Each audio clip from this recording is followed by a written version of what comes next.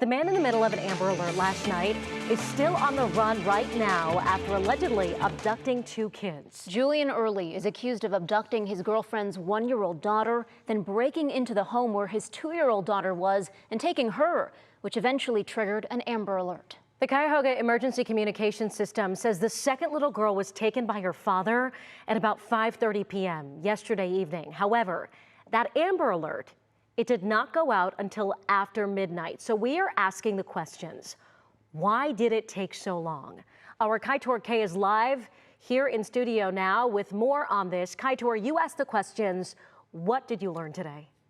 Well, Laura, CECOMS wants the public to know that they have 2 categories for missing kids: the lesser level of Endangered Alert and then the Amber Alert, where they notify all cell phones and broadcast over TV and radio. But until a law enforcement agency reaches 4 specific criteria, they can't issue that Amber Alert. One of those criteria is the child must be in danger.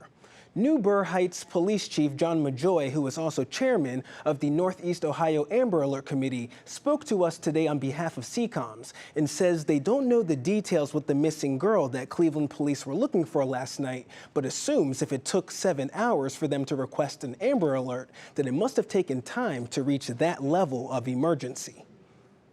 It's a fair question to be asked of law enforcement. Why did it take so long?